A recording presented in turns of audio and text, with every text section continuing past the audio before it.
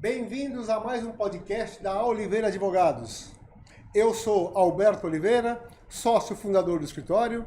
Estou aqui hoje com duas especialistas, a doutora Lourdes, a doutora Vanessa, também sócias. A doutora Lourdes já está comigo há mais de 20 anos. A Vanessa veio para reforçar e complementar a nossa equipe que já se fortaleceu com a chegada dela. E hoje nós vamos falar de um tema de grande importância, que é a área trabalhista. Temas que com certeza todos têm muitas dúvidas. Estamos falando aqui com duas especialistas na área, duas advogadas que atuam no dia a dia e que com certeza irão não só nos explicar, nos ensinar, mas mais do que isso, esclarecer muitas dúvidas do dia a dia, que aqui nós iremos abordar os assuntos.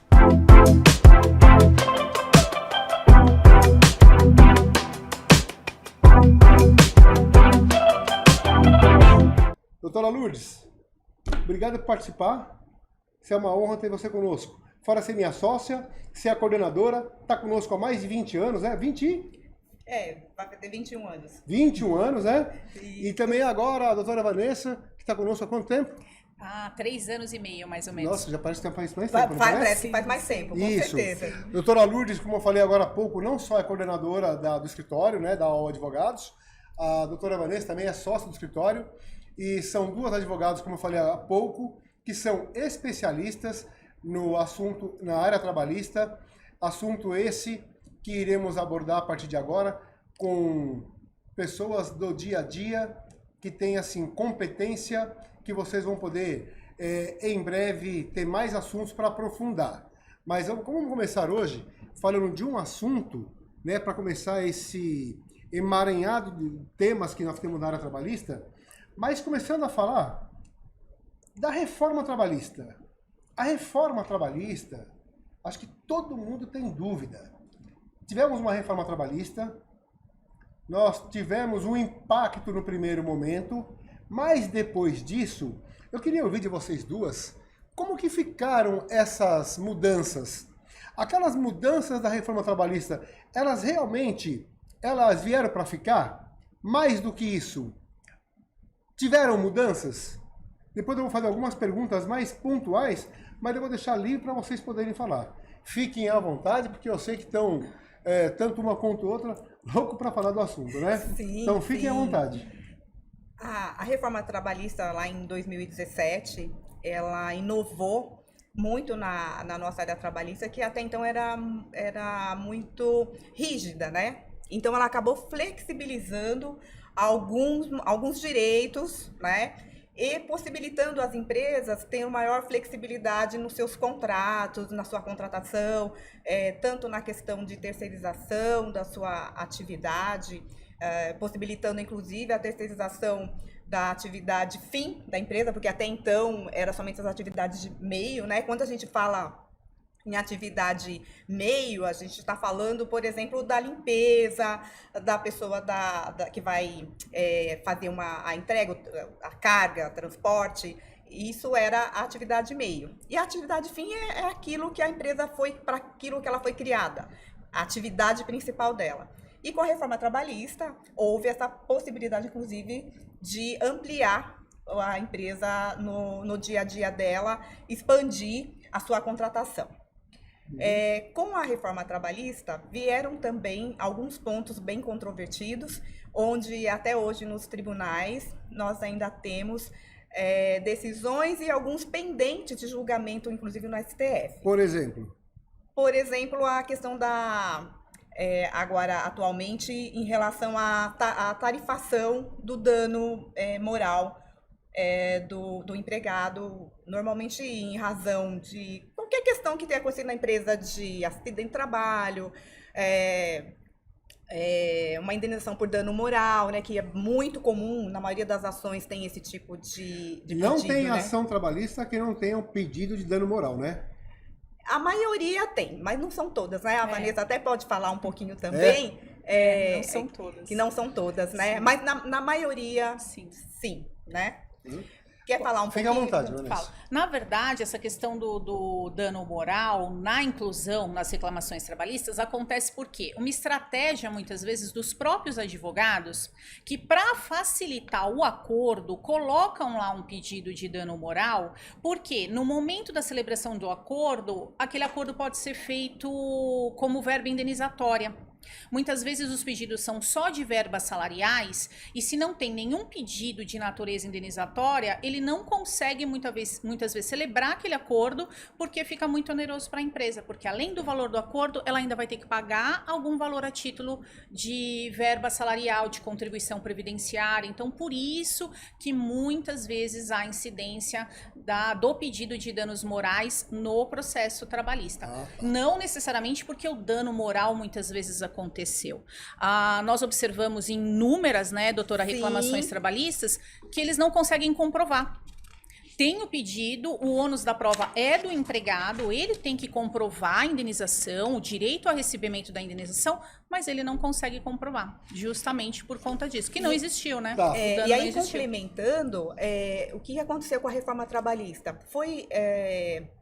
Tem até um artigo da CLT que dispõe sobre o valor da indenização. Então, é uma tarifação, né? Então, tem uma graduação e chega até 50 vezes o salário da pessoa que foi ofendida. Esse é o limite. É um limite. Então, hoje no STF se discute essa questão, porque isso acaba, de certa forma, dando uma limitação. Então, por exemplo, quer dizer que se eu cair e torcer o meu pé e eu for pedir o dano moral e eu tiver um salário, porque a base é o salário, é o máximo, até 50 salários do empregado. Então, a pessoa torceu o pé, por ela ter um salário maior, ela vai ter uma indenização, se o juiz assim entender, muito maior do que se eu, que tenho um salário menor, sei lá, quebro o meu braço, ou mesmo a morte do empregado, porque vai estar limitada até 50 vezes o salário dele. Tá. Então, dependendo do salário, é que vai ser o valor da indenização que o juiz está limitado a 50. Então, essa discussão é que isso seja parâmetro e não limitação. Correto. Né? Então, isso hoje está sendo discutido no STF. Tá. Em breve vai ter um julgamento. Sim. Doutora Vanessa, como você estava dizendo agora há pouco, do assunto aí do dano, também é segundo a doutora Lourdes, mas falando da reforma trabalhista ainda, uma pergunta. Uma das mudanças, na época, que envolvia muito a questão da responsabilidade também, quando se perde uma causa, tanto do reclamante quanto da reclamada. Isso na reforma trabalhista, em outras palavras fáceis, é o seguinte: alguém vai entrar com uma ação trabalhista, né, e com a reforma, o direito está lá. Você pode postular, você pode buscar. Porém, existe sempre o exagero. Então, às vezes, um funcionário tem um certo direito, mas ele busca um patrono, um advogado, e esse direito dele se multiplica por 3 ou por 4 sem ser devido. Com a reforma trabalhista, tinha dado um freio nisso. O que mudou? Como que estão os tribunais hoje e essa tendência? Por favor. O que aconteceu? Quando veio a reforma trabalhista, haviam alguns dispositivos na CLT que previam que o reclamante também deveria pagar, se perdesse determinados pleitos, os honorários advocatícios de sucumbência para a reclamada. Só um detalhe, para quem é leigo, obviamente, explica o que é sucumbência. Sucumbência é honorários advocatícios devidos para o advogado, mas pago pela outra parte vencida no processo. Em outras palavras, a parte que perdeu paga o lado contrário. Exatamente, Tá exatamente, isso mesmo. E a CLT, com a reforma trabalhista, trouxe essa disposição, que até então não existia, que se o reclamante perdesse, ele poderia ser condenado ao pagamento de honorários advocatícios, assim como também dos honorários periciais. Se ele pedisse uma perícia no processo, seja de insalubridade, periculosidade ou perícia médica, ele poderia, e perdesse essa perícia, né, o objeto da perícia, ele poderia ser condenado ao pagamento. Tá. Pois bem, esses dispositivos foram ser questionados no STF e o STF, no final de 2021, começo de 2022, julgou como inconstitucionais e modificou o entendimento. Qual que é o entendimento atual agora pelo STF? Os honorários periciais para os reclamantes, os empregados que são beneficiários da justiça gratuita, os honorários periciais são pagos pela União. Então, ele não vai ter que pagar esses honorários periciais. Reclamante. O reclamante, isso, se ele perder ali o objeto da perícia. Já os honorários do advogado, que seriam os honorários de sucumbência, como a gente chama, ele vai ficar suspenso pelo período de 2 anos, se o reclamante for beneficiário da justiça gratuita, e o advogado só vai poder cobrar esses honorários se verificar que a condição dele financeira alterou. Dificilmente um advogado vai ficar atrás da vida do reclamante para saber se a vida dele melhorou, se a vida dele não melhorou. Então acaba-se que eles acaba acontecendo que eles não pagam esses honorários. Então o que aconteceu? Qual foi a consequência disso? Veio a reforma, as ações trabalhistas caíram drasticamente com a reforma. É importante. Então, com a reforma trabalhista, as ações trabalhistas, elas diminuíram drasticamente. Isso, por favor, exatamente. Continue. Porém, após esse julgamento do STF, diminuiu o risco para o reclamante, para o empregado de pagar, de fazer algum pagamento para postular algum direito. Então, verificamos que no último ano já houve uma crescente na distribuição das reclamações trabalhistas. Então, aumentou. Aumentou. Não ainda no volume mesmo que patamar, era antes. Exato, mas está muito próximo. Daquilo que foi a reforma trabalhista, que havia dado um freio, diminuiu, então teve um crescimento. Sim. Vocês no dia a dia percebem nas empresas que houve esse crescimento nas reclamações trabalhistas comparado no começo da reforma trabalhista? Com certeza. Até o julgamento do STF em relação à questão da abrangência da justiça gratuita, havia realmente drasticamente reduzido o número de ações. Por quê? Porque havia uma preocupação de ser condenado e ter, em vez de ter um crédito, acabar recebendo um débito, né? Sim. Então, na verdade, a preocupação foi essa. Depois que o STF entendeu como inconstitucional o artigo que tratava dessa questão relativa aos honorários de sucumbência e também de honorários periciais, de fato, eu acho que quase que dobrou assim o volume de ações, mas ainda não como antes da reforma trabalhista. Mesmo assim, ainda não é o mesmo volume que nós tínhamos lá em 2016, por exemplo. Mas aumentou. Aumentou. Então, ou seja, aquilo que no começo da reforma havia tido uma redução devido a esses honorários, a questão da perícia e outros que vocês comentaram, com essa mudança pelo STF, sim, tá certo? Sim, tá certo. Então, ou seja, está tendo um crescimento, né, sim, para o número de reclamações trabalhistas para as empresas. Ou seja, aos poucos está voltando ao patamar que era antes. A título ilustrativo, em 2021 foram 228 mil reclamações trabalhistas. Isso só aqui em São Paulo, tá? TRT segunda região. 2022, quando houve a transição, né, o julgamento da inconstitucionalidade pelo STF, subiu para 333 mil.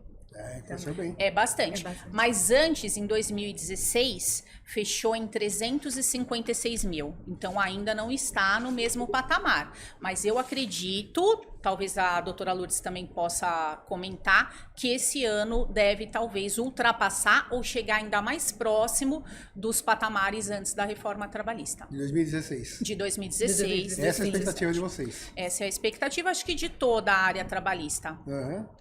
Ainda falando de reforma trabalhista, queria um tema que também é bem polêmico, pejotização. Que vocês explicar o que é, como que isso também foi com a reforma trabalhista, como está no dia a dia, né? Eu vou só dar uma pequena explicada para facilitar para quem está ouvindo. que são as pessoas jurídicas que são contratadas pelas empresas de forma de uma CLT disfarçada. Ou não, ou a pejotização tem outra natureza, outro aspecto. Por favor, vocês que são especialistas, fiquem à vontade aí. Então, quando nós falamos em pejotização, na verdade acabou sendo, né, como vulgarmente, né, as pessoas falam em pejotização, não é que a pejotização seja vedada, seja proibida. Porque, na verdade, se ela é legítima, se ela de fato, você está contratando uma pessoa jurídica, ela é totalmente lícita. Porque o que caracteriza uma pejotização no sentido de fraude? No sentido de você contratar alguém sob a nomenclatura de pessoa jurídica, mas essa pessoa ter os requisitos de empregado. Então, por exemplo, quais requisitos? Subordinação, determinação de horário para cumprir, a questão de continuidade do trabalho. A subordinação jurídica é um dos principais requisitos. É claro que todos esses requisitos a gente sabe que tem que ser cumulativos, né? Então tem que, de fato, a pessoa demonstrar que ela, alguém me cobrava, eu era punido se eu faltasse. Porque o que é uma pessoa jurídica? Ela tem a liberdade, ela tem a autonomia, né? A contratação dela, você contrata o serviço e você quer um resultado daquele trabalho que você contratou, que é diferente do empregado, né? Porque do empregado você pode exigir que ele compareça, você pode puni-lo se ele faltasse, a questão da disciplina, a questão de horário para cumprir, a subordinação do empregado, né? Ele traz junto com ele a CLT. Então, porque ele está subordinado. Então, a pejotização, se ela é feita de forma correta, em estrita obediência à legislação, sim, esses requisitos é totalmente lícita. Então, o que vai determinar se é uma pejotização, por exemplo, eu tenho empregados registrados CLT, e aí, por uma economia ou, né, uma sensação de que eu posso economizar de alguma forma, eu falo, tá bom, eu vou demitir esses empregados e vou contratá-los como PJ. Vou pedir para eles abrir uma empresa, ou uma MEI, ou algum outro tipo societário, e vou contratá-los como pessoa jurídica. Com todos os requisitos de CLT. Porque se ele continuar fazendo a mesma função que ele fazia quando empregado, nas mesmas condições, então você está construindo um passivo trabalhista. Bem, enorme. Mas, por exemplo, em cima disso ainda, tudo isso que foi falado, existe um dos requisitos que é a habitualidade, né? A habitualidade. Isso aí é o que, entre várias comprovações que dá para se fazer, sim, a habitualidade é uma que a pessoa acaba tendo lá, não é um trabalho, como ela falou agora. Ela não tem horário, ela não tem subordinação, exato, uma série de coisas.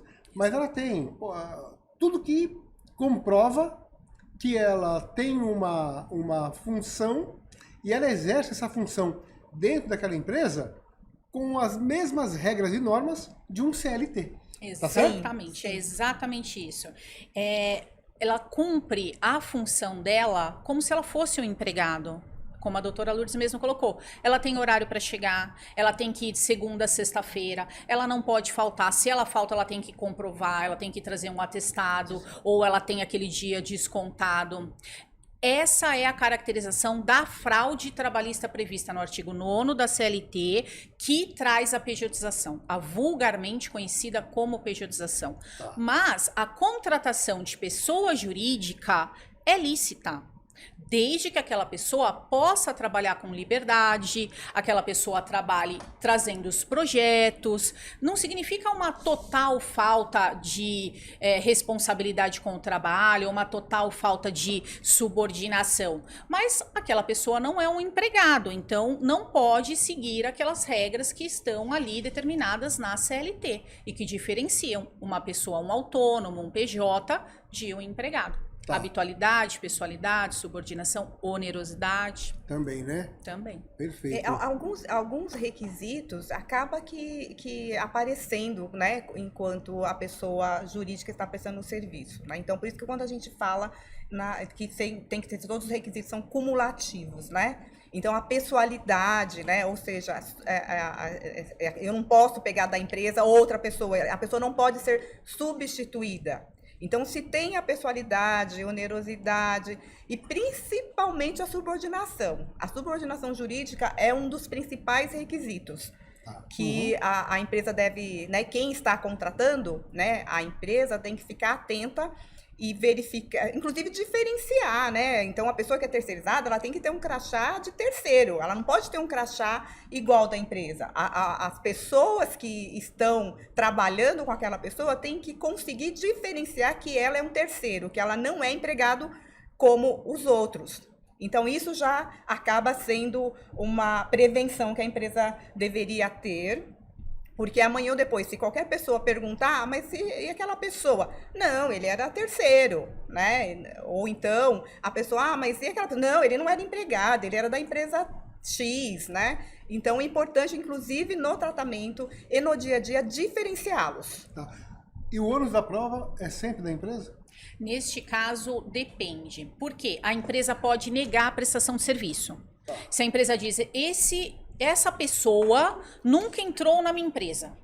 Então, aí o ônus da prova é do empregado, do reclamante, no caso, de dizer, não, eu prestei serviço lá sim, e prestei serviço nos requisitos de empregado, nos requisitos da CLT, artigo 2º e 3º da CLT. Agora, se a empresa admite, não, ele prestou o serviço para mim, só que na condição de pessoa jurídica, não na condição de empregado, aí o ônus da prova é da empresa. Ah, ok. Bem claro. Uma pergunta para vocês. O plenário do STF tem tratado de diversos processos com importantes pautas trabalhistas. Vocês teriam temas importantes recentes para destacar?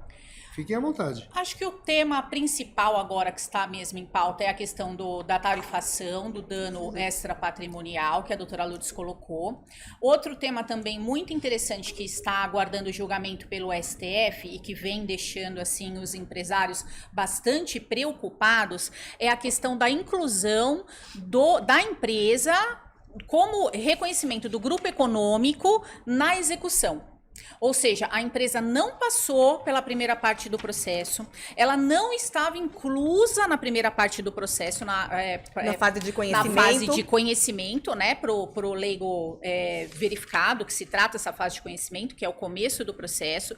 Teve a sentença, começou a execução e aí essas empresas estão sendo incluídas. E elas acabam não tendo possibilidade de se defender totalmente da questão da inclusão dela como grupo econômico, porque ela não pode discutir nesse momento processual se ela é grupo econômico ou não. A fase ideal é a fase de conhecimento, que é a fase de produção de provas, que não seria na execução. Isso o STF está para julgar também. Ah, entendi. Mais um detalhe ainda. Os temas que estavam sendo discutidos em relação à reforma trabalhista, o STF pacificou entendimento em quais que vocês mais destacam? Entendimento que o STF pacificou. Eu acho que o que mais assim mudou a questão da reforma trabalhista foi o que nós discutimos da questão do pagamento dos honorários de sucumbência e os honorários periciais. Sim, esse, com certeza. É a abrangência, né, do benefício da justiça gratuita. Exato. Porque até esse julgamento do STF, a justiça gratuita abrangia na verdade, assim, não abrangia, como nós já dissemos, os honorários periciais e a sucumbência. E com o julgamento, como agora abrange tudo, né, de todas as questões relativas ao processo, seja honorários de sucumbência, seja honorários do perito, seja próprias custas processuais, Então, abrangendo tudo, isso eu acho que impactou, tanto que é o que nós dissemos, que retornou, aumentou o número de ações depois desse julgamento. E só a título ilustrativo, houveram notícias, nós não temos nenhum desses processos, graças a Deus, mas houveram notícias de colegas que receberam, colegas que advogam para a reclamada, receberam no momento em que a lei estava em vigor, os honorários, né? O reclamante teve que tirar dos seus créditos e pagou aqueles honorários para o advogado, e agora os reclamantes estão entrando com ações rescisórias, cobrando esses honorários dos advogados. Então, ou seja, eles não repassaram o acordo que foi feito? Não. Não é isso? O que acontece? Quando era lícito a cobrança, lícito não, né? Quando era permitido a cobrança dos honorários de sucumbência do crédito do reclamante para o advogado da empresa, ele foi lá, tirou do crédito e pagou para o advogado. Ah, ok. Certo? E estava tudo certo. Aí houve esse julgamento do STF, o que os advogados dos reclamantes, alguns estão fazendo? Entrando com a ação rescisória, dizendo, olha, STF julgou inconstitucional não tem validade, então tem que devolver esses valores. Correto. Os advogados estão aí respondendo nesse sentido. O nosso perfil, o perfil da Oliveira Advogados, é trabalhar 90% para reclamada. Sim. Ou seja, o do nosso foco empresarial, trabalhista, o nosso foco são as empresas, ou seja, a reclamada. Sim. O calcanhar de Aquiles de qualquer empresário, entre várias áreas, mas vamos falar aqui do trabalhista, é a reclamação trabalhista. Sim. Então, não é nem um pouco de exagero, né, de comentar que quando o empresário ele recebe uma reclamação trabalhista, a preocupação que ele tem, os dias que fica sem dormir, e todo aquilo, né, aquilo que pode causar para ele de problemas não só emocionais, como também financeiros. Mas no dia a dia de vocês como especialista, a reclamação trabalhista chega em vossas mãos, explica o tratamento, como que é o dia a dia, como que é o empresário quando ele recebe naquele momento que vocês têm que atuar para defender a empresa, mas ao mesmo tempo tem que também analisar se aquilo que está sendo postulado naquela ação, o reclamante tem razão, não tem razão, como que é esse dia a dia? Então vamos deixar bem claro, para ficar fácil para quem está ouvindo.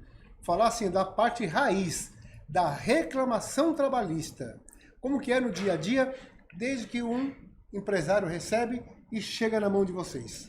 Bem, o primeiro passo, quando o empresário recebe a citação, obviamente, é procurar o advogado da confiança dele, né? O jurídico estar bem dele, assessorado, né? Estar bem assessorado. E o advogado vai acessar os autos do processo e vai fazer a análise de risco, né? Vai conversar com o empresário, vai mostrar para ele o que está sendo pedido, quais são os pleitos que o reclamante está solicitando, discutir com ele como a empresa está em relação àqueles pedidos, como ela está documentada, qual o procedimento que ela adota, se aquele procedimento atende ao que a legislação determina, e a gente vai saber se tem tese de defesa, e o que não tem tese de defesa, a gente vai pontuar como risco.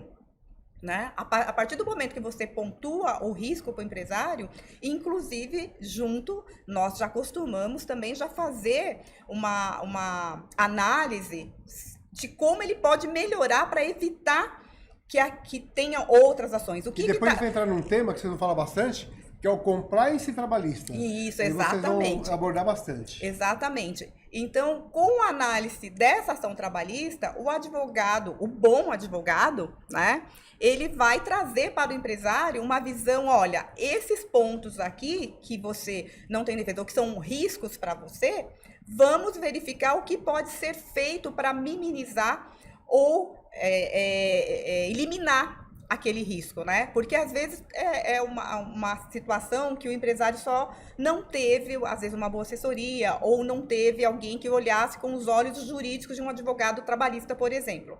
De verificar, olha, tem como você minimizar os seus riscos. Então, o primeiro ponto é isso. A partir deste momento, nós sempre vamos trabalhar, obviamente, junto com o cliente, para que ele decida o que ele quer fazer. Porque muitas vezes o empresário fala, não, eu entendo que eu estou muito bem documentado, eu estou atendendo a convenção coletiva, ou então a uma dupla interpretação ou em relação a um ou outro ponto, e eu prefiro discutir.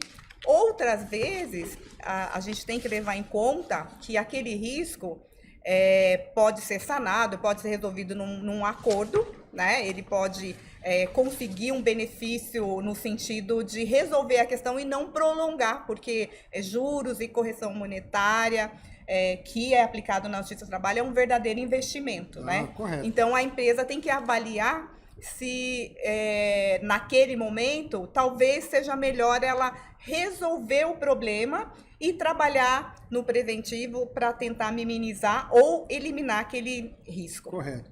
Doutora Vanessa, nessa linha, falando da reclamação trabalhista, então eu acho que é um pouco cultural, né? O empresário, ele achar que quando ele contrata um advogado, né, para analisar, como a doutora Lourdes bem explicou, vai analisar todo o processo, o que está nos autos, o que estão pedindo, se tem razão, não tem razão. O empresário, ele imagina que o advogado vai falar para ele o seguinte, o caminho é fazer um acordo.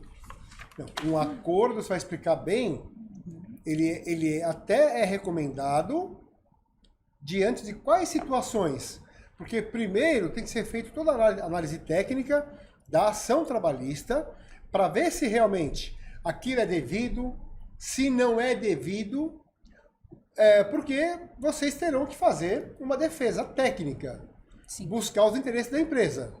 Mas não há milagre, né? Como que você vai defender algo que realmente não foi cumprido? É isso Por favor. mesmo. Eu costumo dizer para os empresários que os advogados trabalhistas que representam as empresas, eles trabalham minimizando o dano. Porque a Justiça do Trabalho, ela é extremamente protetora. Exatamente. Ela é extremamente protetora. Ela sendo extremamente protetora, quando nós entramos numa audiência, nós entramos no processo para trazer a defesa, o juiz já acha que a empresa está errada. Então, nós trabalhamos minimizando o dano. Baseado nisso, nós fazemos a análise de risco, que a doutora Lourdes bem colocou, a gente analisa a documentação e aí a gente chega e conversa com o empresário e pondera os seguintes pontos. Se nós podemos perder nisso, nisso e nisso, e nisso, e nisso, e nisso, nós podemos ganhar. E mesmo assim nunca é certeza, porque vai muito da análise do juiz. Não tem uma jurisprudência uniforme, cada juiz entende de uma forma. Se o empresário opta pelo acordo, o que ele está autorizando, o que ele está anuindo? Ele está anuindo que aquele processo vai ter um dano de qualquer forma. Só que o dano vai ser menor se ele fazer aquele pagamento naquele momento. Por quê? Aquele pagamento não tem juros, aquele pagamento não tem correção monetária, aquele pagamento pode ser parcelado.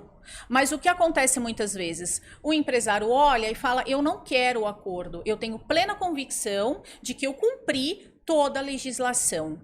E se nós realmente identificarmos isso, o acordo não é recomendado. Nem recomenda. Nem recomenda. Desde que ele esteja ciente e desde que esteja tudo corretamente. Tudo de acordo com a lei. Porque por mais que ele siga tudo de acordo com a lei, a audiência é um momento muito tenso. Você depende de testemunhas, que são pessoas de frente para uma autoridade, para um juiz, que muitas vezes ficam nervosas.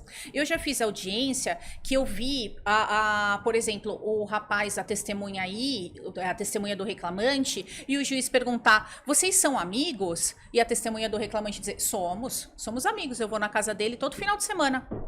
Ou seja, o reclamante perdeu a testemunha, as provas que era ônus dele, a comprovação dos fatos que era ônus dele fazer, ele perdeu. Então, nós ganhamos, mas isso também pode acontecer conosco. Óbvio que nós preparamos, nós conversamos, tanto com a testemunha quanto com as partes, explicamos como funciona a audiência, mas o processo do trabalho e a área trabalhista é tudo muito oral, é tudo muito resolvido ali na audiência. Então, nunca dá para dizer, esse aqui você vai ganhar. Uma reclamação trabalhista, em média, quando o empresário recebe, a maioria dos nossos clientes, né, Sim. já manda de imediato para o escritório. Sim. Mas existe aqueles que caem de paraquedas, que não Sim. são nossos clientes, que chegam com uma reclamação. Quando chega uma reclamação trabalhista, qual o prazo, geralmente, que tem para... Quando chega para poder preparar a defesa, para ter audiência, para poder sentar com o empresário, para poder colher provas, analisar a parte técnica ou não? Qual o prazo em média? A CLT, ela dá 5 dias. A previsão legal da CLT são 5 dias entre o recebimento da intimação e a audiência, que é o momento da apresentação da defesa. Mas, por ser São Paulo, as próprias varas trabalhistas, elas sabem que 5 dias é um período muito pequeno. Então, elas normalmente marcam a audiência para um pouco mais para frente, para um mês e meio. Só que o que tem acontecido atualmente, depois da reforma trabalhista e também depois eu senti essa crescente depois da pandemia. Os juízes estão aplicando o Código de Processo Civil. Então, chegando à intimação, nós teríamos apenas 15 dias úteis para apresentar. E os tribunais têm aceitado, porque a aplicação do CPC, subsidiária ao processo do trabalho, é possível. Então, eles têm aceitado. Então, nunca tem um prazo totalmente definido. Você tem que receber a intimação para ver certinho o que está lá escrito para determinar. A grande maioria, né, o nosso prazo é até um dia antes da audiência. Então, depende também, porque tem algumas varas, como a doutora Vanessa falou, que tem aplicado o prazo de 15 dias úteis para que se apresente a defesa, né? Não são todas, mas a grande maioria nós fazemos o protocolo da defesa até, né, um dia antes da audiência, né? Conforme sempre vai estar na citação, vai estar qual o rito, qual o procedimento que a vara adota. Só um detalhe. Então, é muito importante ler com atenção a citação. Essa questão de protocolar um dia antes a defesa é estratégia? Pode. Olha... Por ser um dia antes, essa curiosidade. Lá nós, na verdade, esse é o prazo máximo que você tem. Até uma hora antes da audiência, na verdade, mas aí deixar né? para falar assim, ó, vou protocolar no apagar da luz, no prazo ainda. Mas isso também é uma estratégia até para que a outra parte não tenha uma facilidade de poder ver todo o trabalho e se preparar para que você pode fazer o protocolo em sigilo da defesa, né? Então, nós não costumamos deixar para fazer, assim, porque você tem o prazo máximo até uma hora da audiência. Como eu disse, você precisa analisar e ler com atenção a citação. E a citação é que vai estar disciplinado lá qual o mecanismo que vai ser usado para você fazer o protocolo da defesa. Se você pode fazer até a data da audiência ou antes da audiência, ou se você vai fazer o protocolo em 15 dias, então tem que se atentar. Nós não costumamos fazer no último dia. A gente tem o nosso prazo interno para fazer os protocolos. Por que isso? Porque nós, hoje em dia, todos os processos são eletrônicos. E o site, ou PJE, no caso do TRT, dos TRTs, ele apresenta instabilidades. Então, nós, por prudência, não podemos correr o risco de protocolar no dia, por exemplo. Sim. Se dá algum problema e aquela defesa não é apresentada, há um prejuízo para a empresa, em que pese ser possível a apresentação de defesa oral por 20 minutos em audiência. Vamos supor que por uma ocasião não foi possível fazer o protocolo, o advogado pode fazer a defesa oralmente. Tem 20 minutos para isso. Mas não é usual e não seria a melhor defesa, com certeza. É bem aplicável no caso, por exemplo, um cliente que chega, tipo assim, desesperado. Desesperado. Olha, minha audiência é amanhã, não tenho nenhum documento. Então, aí existe essa possibilidade de fazer essa defesa oralmente na audiência. Ok. Ainda na reclamação trabalhista, eu vou adiantar a questão. Chegando lá no final, uma empresa, de repente ela foi condenada, né, a pagar o que está sendo postulado ali, ou porque a defesa foi fraca, ou porque foi a revelia, o que for. Então, uma pergunta no seguinte sentido. Aí, foi julgado um caso trabalhista e que a empresa não se defendeu ou se defendeu mal. E a empresa não toma providências de pagamento, ou não toma providências de fazer um acordo, ou de parcelar, ou coisa parecida. Expliquem como que está isso hoje em questão da velocidade e da celeridade para executar essa dívida, para chegar até numa possível penhora. Porque sabemos que na parte trabalhista, isso aí está, assim, uma velocidade muito grande, né? Sim, até porque o crédito trabalhista ele tem natureza alimentar. Né? Então, quando ele tem essa natureza, o próprio juiz pode impulsionar o processo, né? Inclusive na execução, né? Que a gente está falando da parte de execução. Hoje, eu imagino que no máximo, assim, os procedimentos de 1, 2 anos, né, Vanessa? Ainda depende, viu? Porque se o juiz e, obviamente, o advogado do reclamante, a outra parte, costuma impulsionar bastante o processo. Aí vai pedir ofícios, primeiro vai tentar receber esse crédito, inclusive penhorando conta da empresa, conta bancária, verificando Pode bens, chegar nos sócios? Isso, aí depois, não conseguindo receber da pessoa jurídica, né, que é do CNPJ da reclamada, vai entrar com um incidente de desconsideração da personalidade jurídica e alcança os sócios. E aí a execução passa a ser respondida pela empresa e pelos sócios, inclusive com bens dos sócios. Vai todo o procedimento que teve na execução em relação à reclamada, à pessoa jurídica, vai ser voltado em direção aos sócios. E isso tudo hoje em dia é online. É muito rápido, Os né? processos são digitais e todas as pesquisas em relação à procura de bens, de veículos, é tudo online. Ofícios todos online. Tá. Vanessa, no caso ainda da testemunha, agora no caso trabalhista, aí acontece muito nas empresas que a empresa tem 100 funcionários, tá certo? Sim. Obviamente, as pessoas vão depois ser orientadas, vão através do advogado comparecer na audiência com as suas testemunhas, com toda a defesa, o aparato tem que ser, tá certo? Certo. Mas já vimos casos de ficar costumeiro e a empresa, o fulano A, B, C, D, E, que sai, ele busca o mesmo advogado para entrar com aquelas reclamações trabalhistas e muitas vezes a mesma testemunha. Como que é isso? Como que é visto isso pelos tribunais? Tem algo que dificulta, algo que facilita? Por que isso acontece? E qual a recomendação? O que acontece? O advogado do reclamante, quando o reclamante vai procurá-lo, ele já faz a propaganda. A bela da verdade é essa. Ele já fala, olha, eu sou um bom advogado, vou conduzir o seu processo. E se você tiver colegas que trabalham lá com você, traga para nós entrarmos com o processo. E eles entram com o processo e é exatamente como o doutor colocou. Um mesmo advogado com diversas reclamações trabalhistas, dos quais muitas vezes é muito difícil para a empresa conseguir se defender. Por quê? Por mais que ele não leve a mesma testemunha, ele leve outras testemunhas, são sempre reclamantes.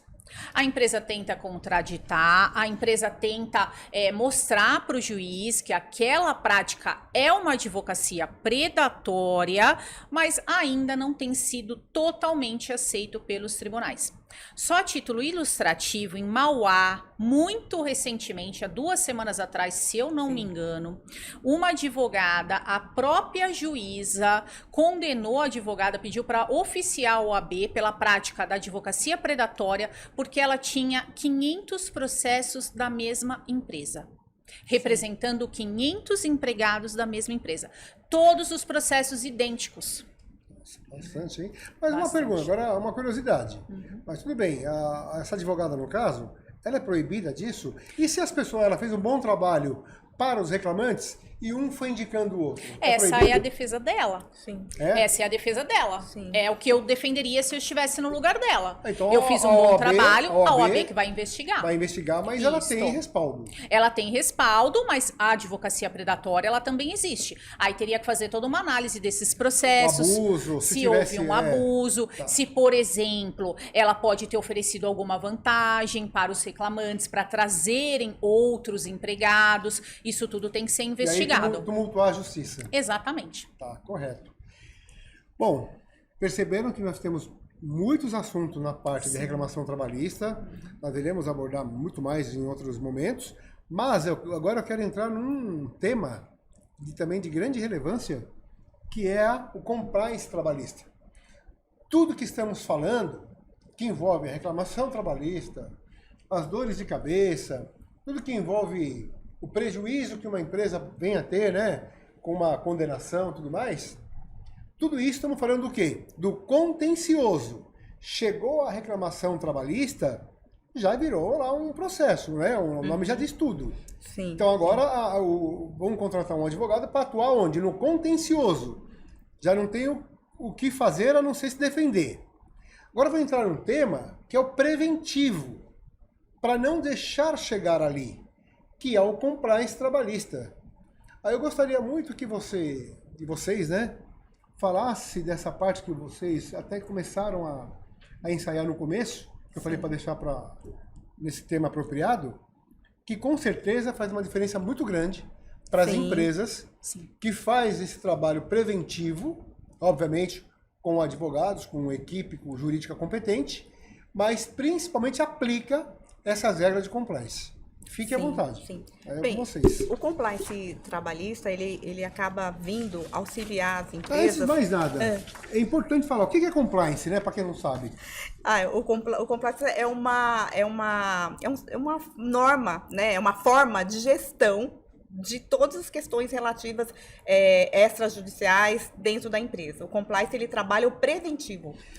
Está errado falar assim que compliance são boas práticas? Não. Sim. Tá certo? Tá certo. São boas práticas. Correto. Porque quando a gente fala de preventivo, a gente está falando de boas práticas, né? Perfeito. Porque essas boas práticas, inclusive, quando não elimina, minimiza muito o passivo trabalhista, né? Uhum. Então, o compliance, ele vai trazer para a empresa, né? Ela vai fazer a revisão dos seus procedimentos, da forma que tem sido tratado o empregado, a forma que a empresa lida com relação aos seus fornecedores, seus terceiros. Então, o compliance, ele faz, na verdade, uma varredura dentro da empresa e é como... Vamos falar, talvez as pessoas consigam entender mais, a política dentro da empresa, o regulamento. Então, ele vai regulamentar todos os procedimentos que vai existir dentro da empresa. Tá, agora, como que se aplica numa empresa essas regras, esse procedimento de compliance? Porque muitas empresas não têm o preventivo trabalhista, consequentemente não vai ter o compliance. Sim. Como que é a recomendação, como que funciona em cima disso que foi falado, né, do compliance trabalhista? Por favor, fique à vontade para... O compliance trabalhista, tanto o trabalhista quanto o compliance normal, o compliance comum, ele é um tema muito amplo. Inclusive, quero aqui deixar o convite para os doutores para nós fazermos uma live só desse tema, porque tem muito assunto. Os pilares do compliance Então, aproveitando só um momento, já que você deu a deixa aí, em breve, todos os nossos podcasts que estamos gravando, trabalhista, tributário, civil e por aí vão, nós iremos depois transformar também, para facilitar a participação e as perguntas de quem nos segue, vamos fazer uma live especificamente desse podcast, com esses temas, para as pessoas poderem fazer perguntas. Vai ser divulgado, mas iremos abordar aquilo que foi falado nesse podcast, assim como de outras áreas. Então vai ser bacana para poder debater, fazerem pergunta, interagir, em breve, pode aguardar. Mas em linhas bem gerais, para todo mundo poder entender, o compliance trabalhista, ele começa a ser aplicado com a participação da alta gestão. É o que a gente chama com o primeiro pilar do compliance. Por quê? A alta gestão, ela vai dar o exemplo para os demais empregados, para os colaboradores, para os prestadores de serviço e também precisa muito da ajuda do RH. Análise dos normativos, análise se todas as previsões da CLT estão sendo pagas, se tudo que consta na convenção coletiva está sendo quitado. Tudo isso é feito através da análise preventiva do compliance. O compliance, o objetivo dele é evitar passivo trabalhista. Por exemplo, oferecendo treinamento para os empregados. Muitas vezes, os superiores hierárquicos, eles não conseguem diferenciar se alguma atitude seria de assédio moral, por exemplo. Se aquela atitude poderia causar um assédio sexual. Se, por exemplo, determinado empregado, ele pode tratar de uma forma ou não pode. Os treinamentos que são indicados pelo compliance acabam fazendo com que a empresa se integre, aplique melhores condutas, evite passivos trabalhistas, porque, por exemplo, com um bom treinamento, a questão do assédio já sairia das reclamações trabalhistas. Sim. O que acontece muitas vezes também, algumas convenções coletivas trazem previsões por determinado período, normalmente 2 anos. Na mudança daquela convenção coletiva, muitas vezes o RH não percebe que aquele determinado benefício foi pago ou deixou de ser pago. O compliance faz essa verificação, juntamente com as pessoas do RH, juntamente com a alta gestão, todos Ótimo. envolvidos. Você falou uma palavra aí, assédio. Sim. Doutora Lourdes, quais são as formas de assédio numa empresa e quais são as orientações que você vê importante para que evitem isso? Bem, o assédio, existe o assédio moral, né? E o assédio sexual. Então, o assédio sexual é mais fácil, que sempre que dá conotação, né, de que está passando uma cantada, ou que está falando em outras palavras, dando em cima da pessoa, Brincadeirinhas de ou mau aquelas gosto. brincadeiras de mau gosto, falando, usando às vezes palavras Baixo calão? ou pejorativos, né?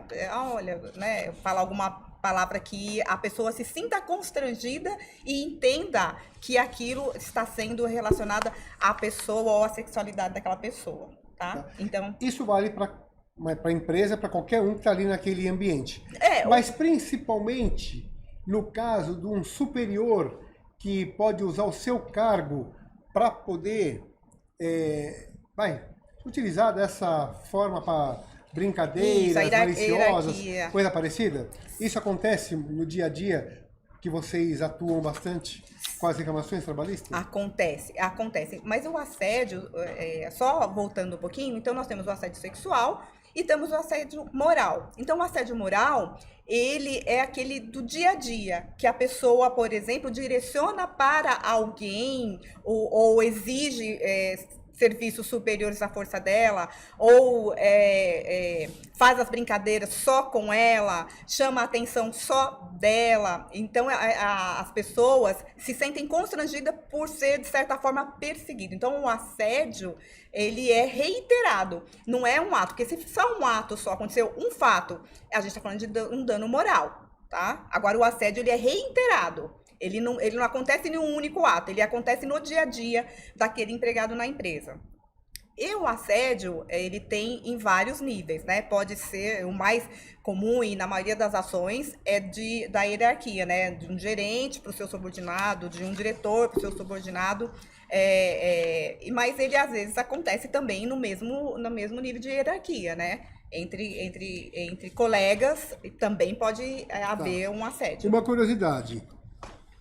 Esse assédio sexual, no caso de uma ação trabalhista, mas ele pode desmembrar também para uma ação criminal. Sim, é Tá crime, certo? inclusive. Não, Sim, crime, está previsto em lei. Sim, e aí Então, parte não só o numerário. parte da vítima fazer o boletim de ocorrência e dar sequência no criminal. Normalmente, quando a pessoa faz esse tipo de denúncia, né, ele já costuma, ir na delegacia, fazer o boletim de ocorrência para que tenha segmento na esfera criminal e entra com a ação trabalhista, normalmente contra a empresa, quando principalmente ele quer demonstrar que a empresa não se importou, que a empresa não tomou nenhuma providência, né? Então, quando há uma denúncia que está havendo um assédio, a empresa tem que investigar, tem que verificar e, se for o caso, tomar as providências em relação ao assediador, se assim for confirmado que de fato aquilo aconteceu. A empresa tem que ter atitude, ela precisa demonstrar que ela se importou, que ela verificou e que ela tomou providências para evitar. E aquilo que a doutora Vanessa falou, treinamento é importantíssimo. Então, o compliance, ele vai trazer a possibilidade de aplicar treinamento e um líder, um gerente, E mesmo um funcionário bem treinado, com certeza vai evitar esse tipo de situação dentro da empresa. Olha a importância do compliance, né? Com certeza. Com certeza. Vanessa, quais seriam as práticas a serem combatidas pelo compliance nas empresas? Várias. O assédio, o pagamento errado de benefícios, pagamentos ou não pagamento, exatamente. Estar em desacordo com a legislação, não fornecer para aquele empregado um recibo, ou não pegar uma assinatura num contrato, por exemplo, não pegar uma assinatura num comprovante que está autorizando um termo de desconto que autoriza que seja feito o desconto em determinada situação. Não dar ciência para um funcionário, um empregado, por exemplo, umas férias, com 30 dias de antecedência. Exato, São não seguir o cumprimento da legislação. Tudo isso o compliance trabalhista auxilia a evitar. Perfeito.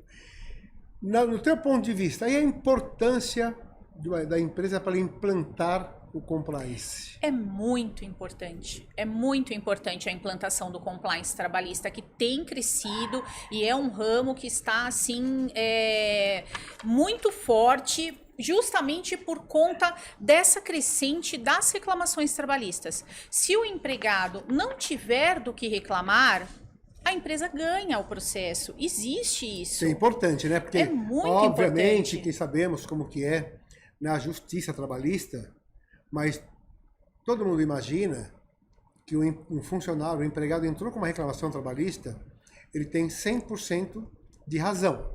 Não, ele assim. tem sim, se a empresa não cumpre com suas obrigações. Se a empresa tiver um telhado de vidro. Exato. Aí realmente, mas se a empresa, como você bem disse, ela segue as regras, aplica a lei, pode ter um probleminha ou outro, mas ela não vai ter essa condenação, todo mundo imagina, de 100%. Isto mesmo. E o compliance auxilia nisto, a evitar esse passivo trabalhista, a evitar essa ocorrência de reclamações e, além disso, o compliance auxilia na retenção de empregados, na retenção de talentos, porque todo mundo quer trabalhar em uma empresa que segue a legislação, em uma empresa em que os superiores te respeitam, em uma empresa em que paga as verbas corretamente, e isso acaba trazendo um bom ambiente de trabalho e acaba também segurando talentos. Inclusive, traz engajamento, né? Porque para ter um bom trabalho, o empregado tem que estar engajado naquilo. E eu penso, na minha opinião, que a compliance, ela acaba trazendo para o empregado uma segurança, como a Vanessa falou, mas mais do que isso, ele acaba sendo mais engajado nas funções que ele está exercendo, porque ele se sente confiante no dia a dia dele, que o empregador está cumprindo a legislação e, inclusive, nas questões relativas à segurança e medicina do trabalho. Ele sabe que a empresa, ao ter as suas normas, ao fazer a compliance, que a compliance vai resultar num regulamento interno da empresa, ele sabe onde ele pode buscar informações relativas ao que ele tem de direito dentro da empresa, de benefício. E isso traz uma segurança e traz também o engajamento do empregado. Ok, sabemos da importância do compliance preventivo trabalhista. Tudo isso maravilhoso, lindo. Mas como as empresas implantam isso? Isso faz parte de um pacote? Faz parte da defesa trabalhista? Faz parte de uma ação que procuraram o escritório para vocês defenderem? O que é isso? Isso é um serviço a ser prestado? Como que funciona uma empresa poder implantar esse compliance? Obviamente, sabemos que as empresas que fazem isso não só evitam o problema de passivo trabalhista, sim, como vocês bem falaram também, que ela tem um bom ambiente, retenção de talentos, por aí vai. Mas como que é o dia a dia? Como que as empresas podem buscar isso para implantar um compliance realmente não só com confiança, mas que ele dê resultado para a empresa? A implantação do compliance, ele exige uma equipe multidisciplinar, né? Então, detalhe, mas é orientado por exemplo, por vocês. Então, a equipe... Por uma equipe de advogados, ou consultores, isso, então, ou contadores, é isso? Isso, exatamente. Tá. Então, a equipe multidisciplinar são as pessoas do RH, o jurídico e, como a Vanessa falou, a direção, né? Porque a direção ela tem que estar, de fato, sendo uma das primeiras a verificar, porque elas vão ser exemplo, né? Porque o exemplo vem sempre de cima, né? Que as pessoas vendo que funciona com um diretor, imagina que, olha, que legal, né? Que o diretor, ele respeita o compliance. Ele não é só em relação a mim, que sou lá da produção, né? Então, é bem importante essa equipe multidisciplinar. E a empresa pode escolher se ela quer fazer esse compliance ser interno, ou ela pode buscar uma empresa que faça esse trabalho, um escritório jurídico que faça essa assessoria. Por exemplo, Vanessa, imagina que uma empresa quer contratar para poder implantar esse compliance, quer contratar a Oliveira Advogados. Sim. Vai falar com você, por exemplo, quais são os primeiros passos, quais são as recomendações, mais ou menos, não sei se dá para falar aqui ou não, como que funciona custo para implantar isso? Existe um custo, óbvio, como tudo. Mas o custo da implantação do compliance é completamente menor do que o custo que ela vai gastar com as reclamações trabalhistas, por exemplo. Então, ou seja, é investimento. É investimento, exatamente, é um investimento. Qual é o primeiro passo quando nós somos contratados? Marcar uma reunião com a empresa. Conhecer a diretoria, conhecer o CEO, a presidência, conhecer como funciona aquela empresa, o RH da empresa, o dia a dia, analisar as normas específicas daquela empresa, como por exemplo a convenção coletiva. E aí a gente vai no passo a passo do compliance, que seria fazer essa análise, pedir o auxílio da autogestão, depois verificar se necessita da elaboração de um código de conduta. Se já existe um código de conduta, nós fazemos a revisão desse código de conduta, depois verificar tem regulamento interno, não tem regulamento interno, verificar quais são os princípios daquela empresa, o que aquela empresa admite ou o que aquela empresa não admite, se ela tem procedimentos já estabelecidos e se ela não tem, nós vamos estabelecer procedimentos. Procedimento, por exemplo, para quê? Procedimento para aplicação de uma justa causa. Muito RH não sabe o procedimento para aplicação de uma justa causa. Olha só que isso, interessante. exato, e isso nós esclarecemos no compliance, verificamos a possibilidade dos treinamentos, quais são os treinamentos indicados para aquela empresa, criamos o canal de denúncia. Claro que analisando cada empresa e a necessidade, o tamanho, o porte de cada empresa, porque o compliance não é só para as grandes empresas. Não, o contrário, né? É muito para as pequenas. O compliance, ele é para qualquer CNPJ, para qualquer exatamente, empresa. Não importa o seu porte, exato, né? porque a pequena um dia vai se tornar grande. E o melhor é que ela já esteja adequada, já esteja em conformidade e passa com certeza muita credibilidade nas próprias contratações. Hoje em dia, para você contratar com o poder público, você tem que ter uma área de compliance, você tem que ter passado por um compliance tanto trabalhista quanto o compliance comum, que é o compliance da questão contratual, que é analisar regras de corrupção. Isso é muito necessário. Inclusive fornecedores, né? Contratos, grandes distribuidoras, grandes fornecedores, eles exigem que a empresa esteja em conformidade para contratar com eles, né? Para você prestar serviço hoje para uma grande empresa, né? Para vender os seus produtos, é exigido que você esteja em conformidade, inclusive em relação à compliance.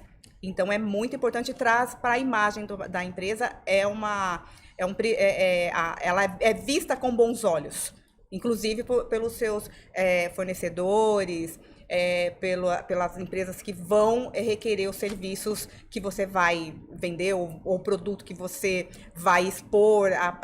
Algumas empresas, inclusive, constam no contrato a exigência de que ela declare que ela está em conformidade. Ou seja, muitas empresas devem ter isso já.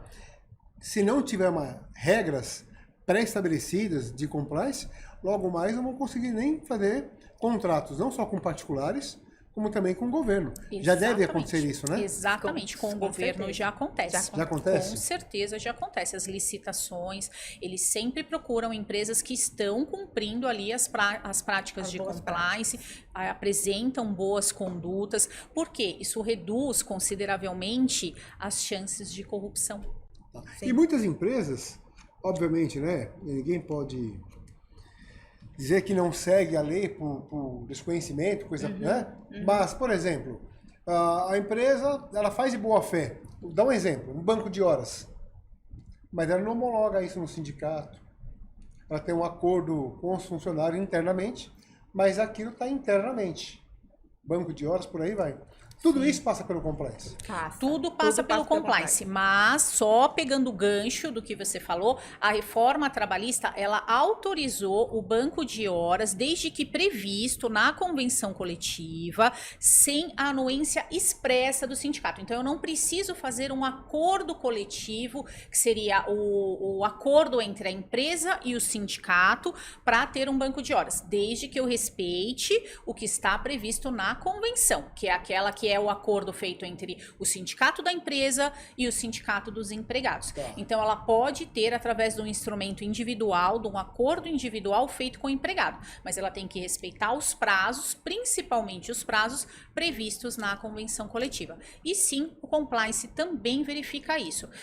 O compliance, ele difere de auditoria, e isso é muito importante também ser colocado. A auditoria, ela verifica números, na maioria das vezes. Ela verifica se o pagamento do FGTS está sendo feito corretamente, ela verifica se o pagamento do imposto está sendo feito corretamente. Se as obrigações forem entregues. Se as obrigações foram entregues, a auditoria, ela versa sobre isso. Sobre questão de aumento ou não de reclamação trabalhista. O compliance não. O compliance é preventivo. Nós estamos buscando que aquela empresa minimize o seu passivo trabalhista. Inclusive, no compliance pode haver a determinação de periodicamente ser feita a auditoria, porque a questão relativa aos recolhimentos de impostos ou recolhimento de FGTS, recolhimento do INSS, eventualmente pode estar havendo de forma não perceptível algum tipo de recolhimento a menor ou mesmo a maior, e aí a auditoria vai conseguir verificar isso. Bom, os temas não são inúmeros, tem muita coisa para falar, falaremos de outros podcasts, obviamente, mas, por exemplo, eu queria que você falasse alguma coisa, não vai dar tempo aqui de falar e aprofundar, mas hoje, como que está hoje a relação das empresas com o sindicato? Os sindicatos, bom exemplo, deixa eu colocar uma pimentinha aí, acordo, por exemplo, de PLR, como que está hoje? É obrigado, não é obrigado? É por porte de empresa, é por número de funcionários? Como que está isso? Não, é o que tiver na convenção coletiva. Então, se está disciplinado na convenção coletiva, então a empresa acaba cumprindo, né? Porque hoje, pela regra da CLT, prevalece o acordado, né, sobre o legislado. Então, se está na convenção coletiva, a empresa vai seguir, vai haver, inclusive, essa negociação com o sindicato, a forma de pagamento do PLR, quando a convenção coletiva não determina de que forma vai ser pago.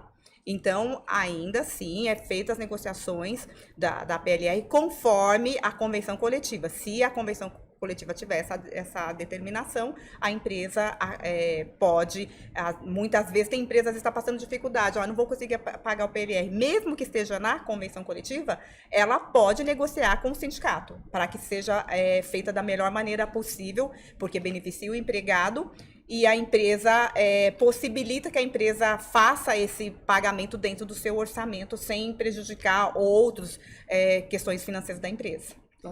As rescisões hoje precisam ser homologadas no sindicato? Não mais. Como que não funciona? mais precisam ser homologados. A reforma trabalhista tirou essa obrigatoriedade e as convenções coletivas não fazem mais essa previsão. Simplesmente faz a rescisão. Se o empregado tiver alguma reclamação, ele pode ir até o sindicato, fazer a reclamação no sindicato e o sindicato toma as providências. Ou eventualmente entra com uma ação coletiva, ou eventualmente representa aquele empregado na Justiça do Trabalho, ou tenta conversar com a empresa. Cada sindicato age de uma forma. Tá, eu ia querer fazer uma pergunta, mais uma, para vocês poderem explicar, mas vou deixar para um outro tema, que é sobre Câmara de Arbitragem, para falar o reflexo disso, do acordo que é feito lá versus a justiça trabalhista, como é visto, né? Mas vou deixar isso para um outro tema, e com certeza também não só é importante, como muita gente quer ouvir sobre isso. Temas trabalhistas nós muito, temos, né? temos muito. Mas É uma infinidade. eu gostaria, tanto da Vanessa quanto da Lourdes, fique à vontade as considerações finais para a gente poder concluir e encerrar esse podcast. Alberto, eu queria agradecer pelo convite, é uma honra estar falando aqui da área trabalhista, é uma área que eu amo, advogo porque eu Não gosto. falta assunto. Não falta assuntos, é muita novidade, a área trabalhista ela é extremamente dinâmica, então cada hora sai uma legislação, nós temos que estar sempre atualizados, estamos sempre estudando, estamos sempre trabalhando para propiciar para os nossos clientes sempre o melhor atendimento. E acredito que esse podcast também vai ajudar bastante a esclarecer dúvidas que às vezes eles mesmos trazem para nós, às vezes do compliance, muita gente não sabe, muita gente não conhece, ou desses julgamentos do STF. É sempre importante a gente estar se atualizando e agradeço pela oportunidade. Também gostaria de agradecer, foi muito bom, é sempre bom falar de uma área que a gente tem amor, né? E a área trabalhista, são professoras. O direito do trabalho também é minha paixão, assim como o direito de família, que em outra oportunidade espero que a gente traga alguns assuntos para esclarecer dúvidas e ajudar as pessoas que estão nos ouvindo. E agradecer também a oportunidade de trazendo para todos que estão ouvindo, conhecer um pouquinho também da nossa história como escritório, como nós trabalhamos, porque nós temos muito amor no nosso trabalho, então tudo que a gente faz com amor, a gente faz o melhor possível, né? Legal, ótimo. E o escritório, nisso a gente está muito bem servido de bons profissionais que têm amor pela profissão. Legal. Olha, o prazer é nosso, da Oliveira Advogados, de termos como sócio vocês. Eu ter vocês não só como amigas, mas também como sócias, e também fazer parte, né, do nosso corpo jurídico que podemos oferecer aos nossos clientes com essa dedicação, com esse amor, com esse carinho e com profissionalismo acima de tudo. Tanto que o nosso lema, a nossa marca é a fidelização de cliente. Sim. Por quê? Porque é isso que nós sabemos fazer, né? A gente tratar todos os clientes como se fosse único. Esse é o nosso papel. Tenho certeza que nos próximos abordaremos muito mais assuntos infinitos, né? Para poder estarmos aqui para debater e vocês poderem dar essa aula que vocês deram hoje. Mas hoje acho que o tema ele expandiu um pouco, né? Esticou um pouco o tempo que precisava, então ficará para o próximo. Sem problema. Aguardem os próximos podcasts trabalhistas que terão assuntos de grande importância, interessantes como o de hoje, com essas duas professoras, minhas sócias da Oliveira Advogados, e teremos o prazer de estar fazendo outros que vocês irão gostar muito. Muito obrigado, até a próxima. Obrigada. Obrigada, até a próxima.